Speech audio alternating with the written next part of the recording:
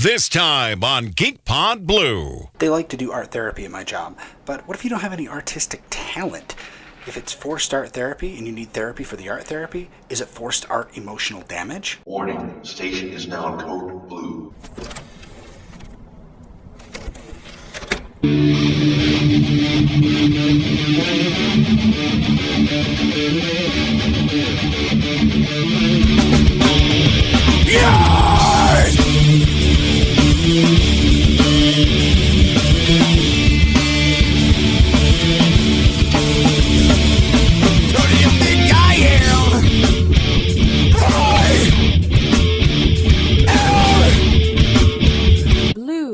Hello and welcome to this week's edition of GeekPod Blue. I'm your host, Hugh, and I just cannot believe the horse shit I am seeing on the news today. Alt-left, are you fucking kidding me? Anyway, we're going to move on to the show, and we are going to touch on some elements of the current news. Our news cycle always seems to be focused on Russia these days, except for the past few days at least. There is much going on there, more than just our two leaders trying to arrange a play date. Russia is an old country and has many dark corners, just asking for the light to be shown on them. And some of those corners might even fight back. Now, we're going to get a little creepy here this week, and I hope you guys are ready for it. Today, I want to talk about the anomaly of ghost radio stations, or sometimes referred to as numbers stations. These are radio stations that appear to be owned by no one and playing some very strange and disturbing things. Now, when I say strange, I don't mean playing Jesus Jones, The Information Society, and Oingo Boingo 24/7. I would classify that as more as genius, to be honest. I mean something truly strange and unique. And we're going to begin with some stations out of Russia, starting with something called UVB-76, or as it's more commonly known, the Buzzer. Now, in 1973, the first reports of a strange shortwave radio station began appearing. Shortwave enthusiasts started comparing notes. We didn't have the internet back then, so it was a lot harder to get that information around to people. But people started comparing their notes and realizing there was something going on. Now, the station was broadcast at a frequency of 4625 kilohertz and was operating 24 hours a day. The station would broadcast these short buzz tones, which is why it's called the Buzzer, that would repeat about 25 times per minute. They would occasionally be interrupted by a voice in Russian, usually reciting random numbers or names. Now, there didn't seem to be any rhyme or reason that anyone could reasonably call from the words. They were infrequent, those voice messages, until about 2010, when an increase in station activity was noticed. Now, this caused more people to start monitoring the station, and of course, with the internet now being a thing, we were able to record a lot more of those. So there's a lot more information post 2010 on the Buzzer available on the internet than there is prior. Then on October 17th in 2016, the station broadcast 18 different messages in 24 hours. Now that was something that was unheard of before, and people really started getting worried as to what that meant. Now, one of the interesting things about the buzzer noise is that other sounds can be heard in the background. This has led people to posit that it's not an automated sound, like some kind of device plugged into a system or something that's just an electronic sound, like a keyboard. But it's some sort of device placed in front of a microphone. The mic always being on has led to some interesting transmissions as well that sound accidental. There was one in 2001 where some voices were heard saying, "Not receiving the generator, that stuff comes from the hardware room," in the background. There's also been other noises heard in the background, making people think that maybe there's other stations being broadcast from the same location. Now, if this facility has a hardware room, then it's a lot more than some crank in his basement drunk on vodka and taking the piss with all the radiophiles in the world. This is certainly something much bigger than that. Now, apparently the Buzzer has moved several times. Folks have tried to track it down, and a few years back it was tracked down to an abandoned military facility. And when they got there, they discovered, all of the equipment was gone, but there was an interestingly almost purposefully placed log confirming past broadcasts. So that led people to wonder, did they move it on purpose to confuse people? Were they leaving evidence behind to kind of keep the mystery going? Now, there's a lot of theories that have come forth. Some people say, maybe they're just trying to occupy the bandwidth so it's not used by someone else. Maybe the Russian government wants to tie up that particular frequency for some future potential project, and they don't want somebody jumping on that frequency and taking it over. They've also said, maybe it's secret codes meant for breaking encrypted messages. Now, that's interesting because I did a little reading on how something like that might work. And in the espionage world, it's very difficult because, most ciphers, if it's a cipher that isn't random, it can be cracked by somebody. Someone out there can figure it out. And they discovered a while back that there was a way to make a cipher truly random. So, basically a message could not be decoded without that specific random cipher. And one of the ways they would do that is they would take a sound bite. Now, you guys may not know this, but our computers these days are able to generate random numbers. The problem is, it's not really random because it's done by a computer program that is programmed to generate random numbers. So it is something that apparently can be figured out. But if you take a random noise, like let's say we recorded a 2-second snippet in my living room with my daughter going, "I want cheese," while the DuckTales theme song enters the second verse in the background. That 2 seconds can be turned into a number. It can be turned into an algorithm and into a number. Now, that particular event will never probably happen again in exactly the same way. So it's a truly, truly random number. And unless you have somehow that 2-second snippet of my daughter asking for cheese in my living room, you will never be able to crack the code. So some people think that maybe that's the purpose behind this and other number stations, which are, basically stations that are reading off random numbers all the time.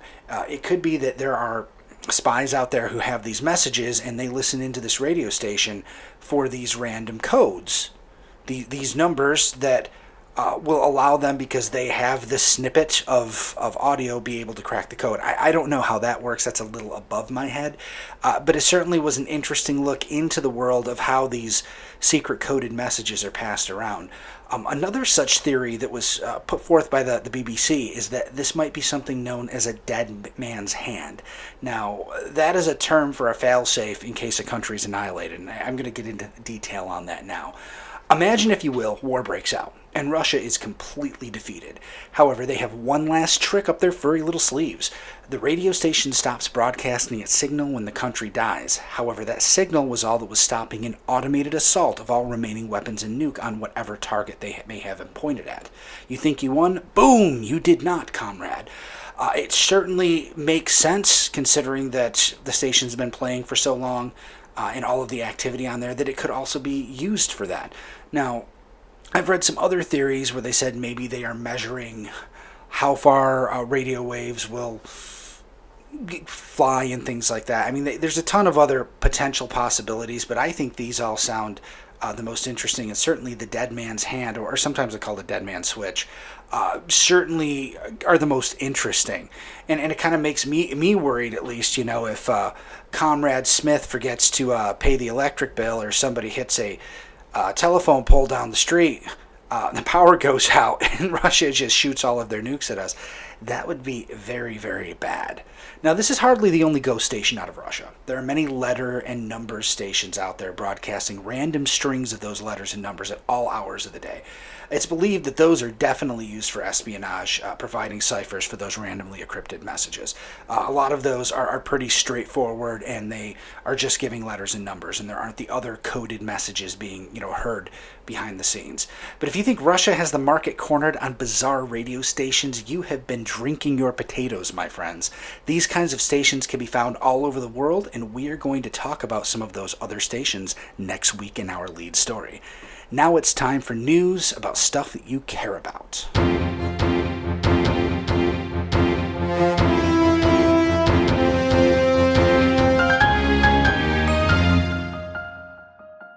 There is a lot of will they, won't they in the news this week. Will these actors be in certain roles? Will they not? We're going to start off with Daniel Craig. Now, Daniel Craig's come out and said he is going to do a fifth Bond movie, 2 days after saying he was not signed on.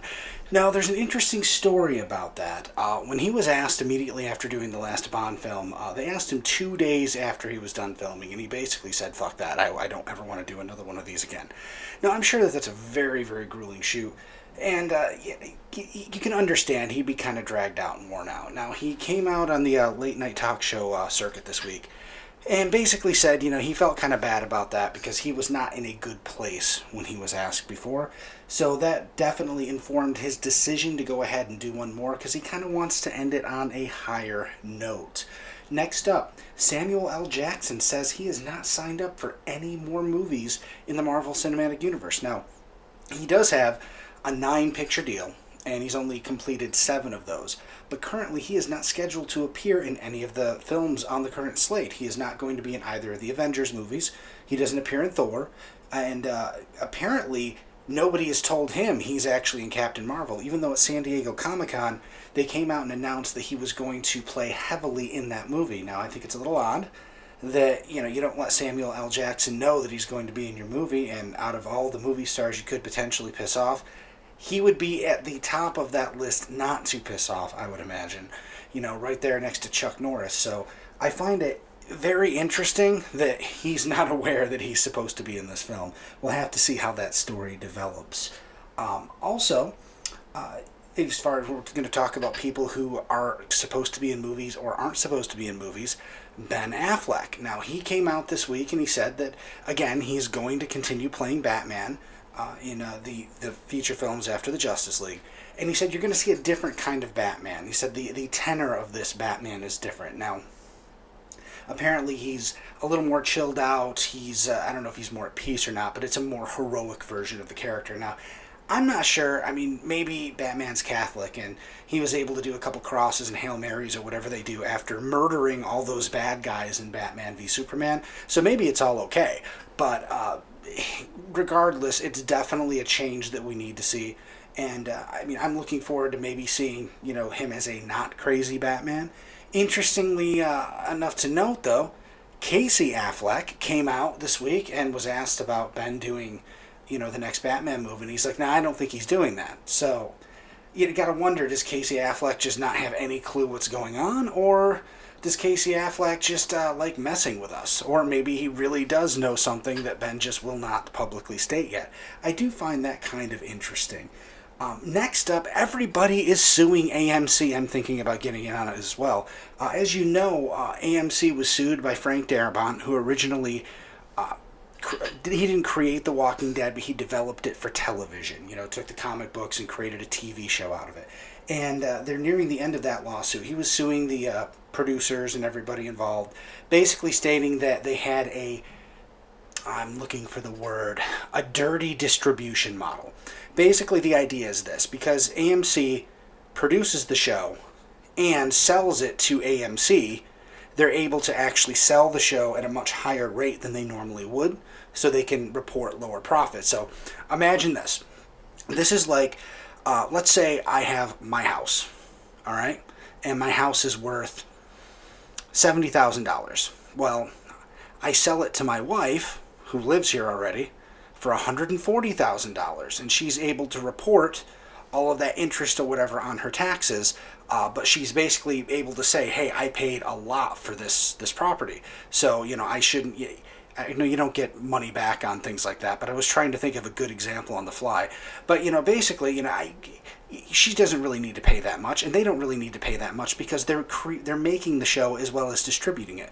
But what they're saying they're doing is they're selling the show for a much higher rate than they should, so they can show lower profits and pay, in this case, Frank Darabont, much lower profits. His percentage is much lower because the profits on paper are lower. Well, now a few other people have joined in, including Gail Ann Hurd, who's the executive producer of The Walking Dead, and Robert Kirkman, who is the creator of the comic book and executive producer of the show. That's some pretty crazy stuff. Now, apparently this is common when a show gets popular. It happens to a lot of TV shows, so apparently there must be a lot of dirty TV executives out there. We don't know that it's going to actually affect the production of the show. I am sure that AMC has the television rights for that show locked up. So even if all of those people walk away, I'm sure there's nothing that they can do to stop them from continuing to make the show. Now, it might make the show crappier, but I certainly don't think it's going to stop it. And, if AMC really is, cooking the books and not paying their fair share, it's been the highest rated show on cable TV for 5 years running. Really, give these guys the money they deserve. These percentages cannot be that much. Not so much that you're going to have to cancel the show because it's no longer profitable. And these people have really put their heart and soul into it. You have the top show on cable. act like it. Anyway, also this week, Tom Cruise busts his ass on the set of Mission Impossible 6. And I don't know if you have seen this video, but I did. And it was pretty crazy. Tom Cruise was performing a stunt where it looked like he was jumping from building to building. And the official news release that came out today says he broke his ankle and they're going to suspend production for 6 months while it heals. That's kind of interesting because I thought maybe he busted all of his ribs because he goes and makes his flying leap from one building to another and lands like, you know how in the movies they don't quite make it. They land with their arms over the ledge and they have to scramble up. That's what it looked like, but not on purpose. He hit it pretty damn hard. What I thought was interesting is that they had ropes tied to him. And, you know, the kind of ropes where they can lift you up and all that. So if he really wasn't supposed to hit that wall like that, I'm really surprised because, I mean, with that kind of wire foo stuff they do in the movies, I mean, they could have made him jump 50 feet without him actually having to do that. You just have to sell it. So it looked pretty painful to me, but I didn't realize it was his ankle. It's definitely interesting, though, that he's a big enough deal to them that they will just stop production for 6 months rather than work around it. I don't know. Lastly this week, HBO leaks itself. HBO has accidentally put the 6th episode of the 7th season of Game of Thrones out to the public. What happened was yesterday, the Nordic and Hispania HBO platforms accidentally posted the episode. They were up very, very briefly, of course, the internet happened, and the pirates grabbed it and copied it and sent it all over the world. Now, HBO has been the subject of a huge hacking controversy right now, but in this case, you know, this was definitely on them. It was not an inside job or anybody doing anything shady. They just made a mistake. So kind of got to feel bad for them, but interestingly enough, low-res versions of the last couple episodes have come out from this hack, and last week, again, they set a live TV ratings record for the show. So this certainly doesn't seem to be hurting them one bit. It actually seems to be improving things as they finish up the season and head into their final season. Now, I don't know about you. I actually am going to wait until the premiere because I want to see it in high def. I don't want to download some standard definition copy off the internet. But I am definitely looking forward to it. And I got to tell you, especially after this last week's episode, if you are not watching Game of Thrones or you gave up, man, have they kicked it into high gear this year. It is as good, if not better, than it's ever been. And it's definitely moving much faster, almost too fast in some cases, because I wish, knowing that we're winding down our journey with some of these characters, I wish we had more time with them. But it has been fantastic so far, and if you're not watching, I urge you to jump on the wagon. But hey, that's just my opinion. Your mileage may vary.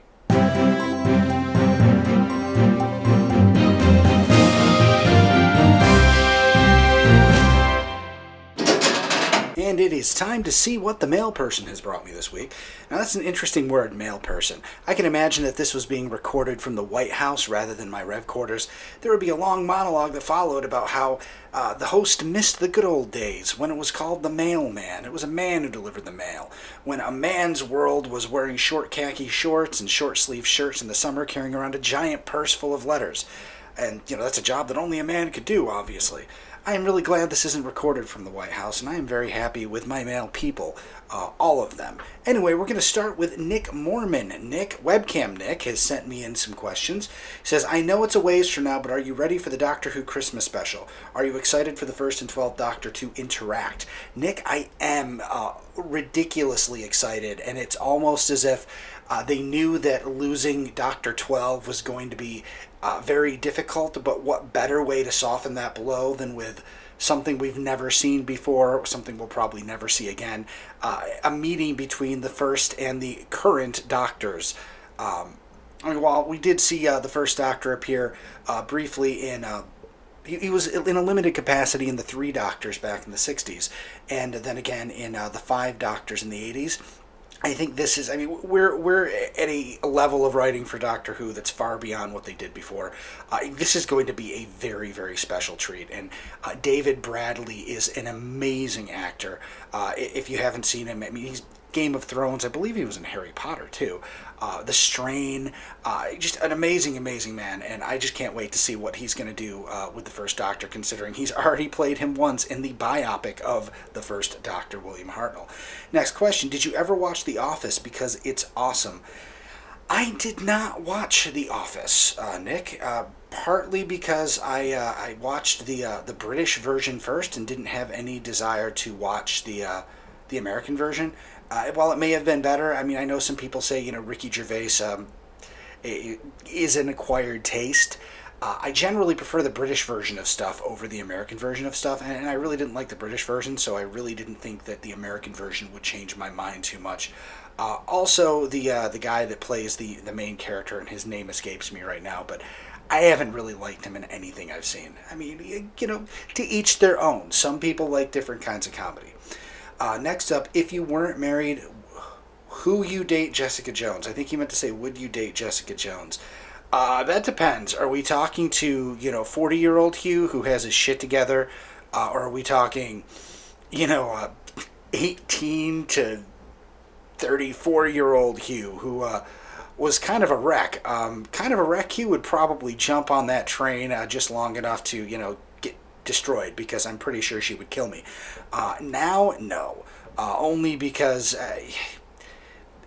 that's just destined to be bad. I mean, I think you've got to be Luke Cage. You need to have impenetrable skin to survive that relationship. Nick, I don't know how much dating you've done, because we've never talked about that kind of thing, but women can be crazy. I happen to be married to one that's not, and I know some that aren't, so I'm not saying all women are crazy, but potential crazy along with the ability to throw you over a tall building, not something I want to mess with. And finally, he said, and I'm glad Michael Blah has learned to not talk about me anymore. Don't disrespect Black Jesus again. Wait a second, Nick, are you Black Jesus? Because you're Black Jesus, I'm GeekPod Jesus. We need to start a church. I think we got a thing going here.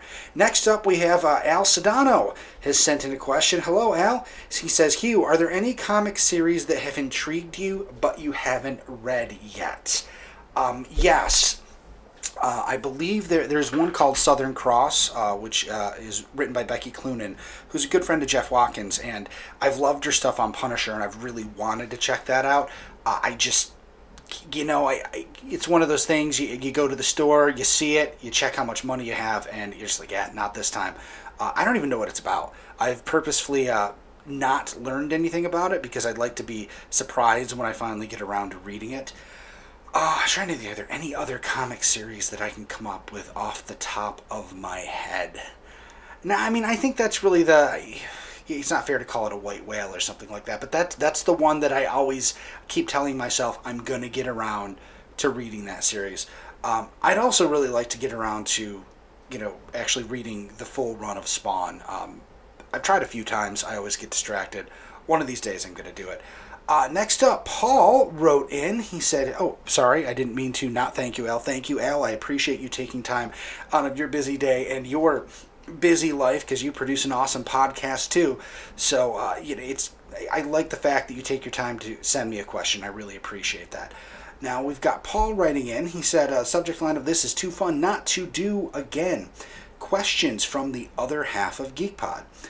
What group of fanboys/girls do you simply have no tolerance for? That's a good one. I am really not a fan of those that say something that happens now invalidates something that happened previously. While there certainly could be exceptions to that rule in general, if I'm watching a long-term TV show or I'm reading a comic book long-term, a good example, okay? We'll go back to Doctor Who, okay? At the end of season 2, when the 10th Doctor and Rose were separated, I mean, it was a sad moment, that brought tears to everybody's eyes. It was romantic and sad and everything all at once. Now, some people have said that having her come back for the 10th Doctor Swan Song, and come back previously for The End of the World, I think was the episode, they said it kind of took away the emotional impact of that particular scene. Now, I'm fairly certain when I saw The End of the World, and I'm fairly certain that I did not sense a disturbance in my timeline, that they did not go back in time and change how I felt when I watched that particularly emotional scene when they were first separated. That didn't happen because that can't happen.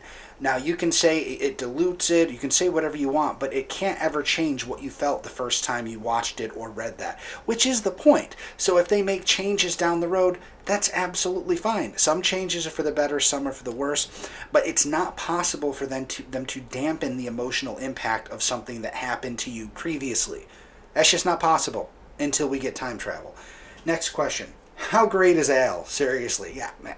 I get. You know what's funny too, is I've had so little interaction with Al. It's almost like I don't know him. All I know is Paul raves about him. He's got his podcasts, Resurrections and Adam Warlock podcast, but I don't think we've ever actually spoken outside of this.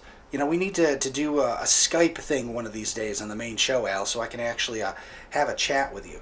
Oh, next question. Ooh, should we do a GeekPod / Resurrections crossover? Well, I certainly think we could, but only if we make it run 12 consecutive episodes and reset everything at the end. Nothing's actually changed. Next question. What's that funky smell? Have you checked your drawers? What, you don't smell that? Really? Okay, these are getting silly. What, you don't smell that?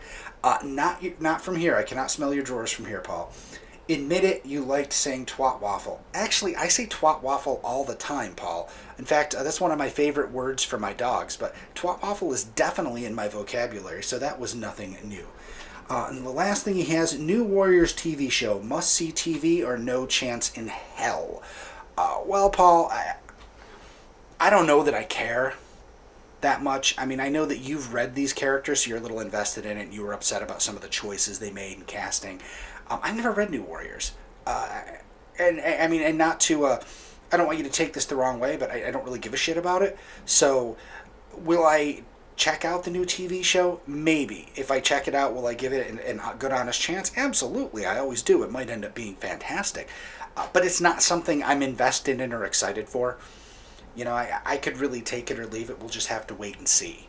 So I want to thank you for the questions, Paul. And we're going to move on to our final letter of the week. Of course, this one comes from Mr. Michael Blah. It says, Alan, I'm not Laura. Don't spread those kinds of rumors. Well, Michael, my name isn't Alan, it's Hugh. Alan is my last name. I know you don't pay a whole lot of attention, but, the little things. I call you Michael, I don't call you Blah. Anyway, questions. Who's the better magic user, Stephen Strange or John Constantine? More skilled? Absolutely Stephen Strange. More, I don't want to say effective, but here's the thing though, if Stephen Strange and John Constantine went up against each other, Constantine would come out on top because that's just what he does. Even if he has to sell his soul to do it, he will find a way. Break the rules, sacrifice somebody he cares about. He's like that. And while that's not necessarily a endearing character trait, it does say to me, if you put two of the greatest magic users together, I mean, Doctor Strange is probably going to follow the rules. Constantine has none. Who would win? Jason, Freddy, Michael Myers, or Ash? I mean, that's easy, Ash. Of course Ash is going to win. Only because he is the only fictional character who conceivably could take those three horror movie icons down. All right. You can't ever have Jason beat Freddy permanently, or Freddy beat Jason permanently, or Michael Myers, because you can't have one of them better than the other, because then it says, well, your horror movies aren't as good as ours. We all love horror movies, so let's just love all of our characters. But if Ash beats them, well, that's okay, because that's what he does. Next question. Does YouTube Nick still have trouble with that STD he kept asking you about? Well, Michael, I'm not sure. Nick doesn't keep me up to date on all of his personal issues like that. I would say if you want to know, certainly reach out. I'm sure he's willing to discuss this STD with the person that gave it to him. That's just my opinion, though. And finally, I saw some of YouTube Nick's artwork on the book. I think he means Facebook. Why does he waste his time with a video camera if he actually has real talent he could cultivate? I don't know. I actually agree with you there.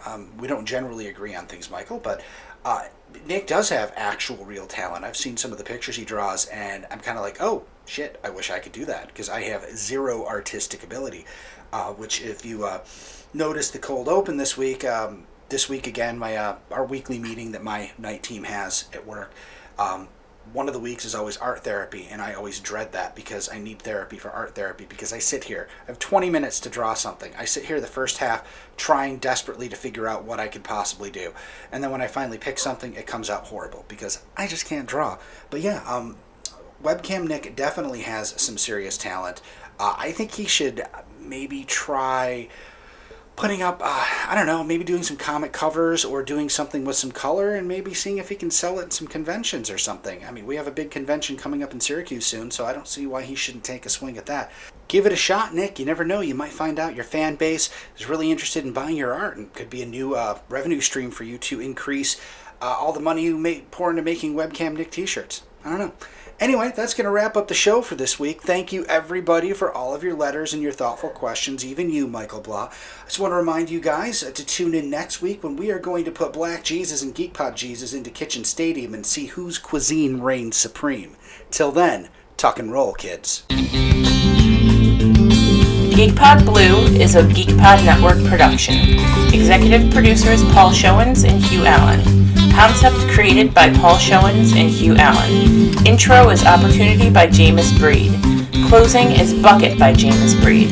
Both licensed for use by Dennis Johnston. Want to help the show? Leave a 5-star rating on iTunes. GeekPod can be reached at contribute@geekpod.com or send us a tweet at GeekPod. That's G33kpod. You can also find GeekPod on Facebook and Instagram. G33kpod. That's G33kpod.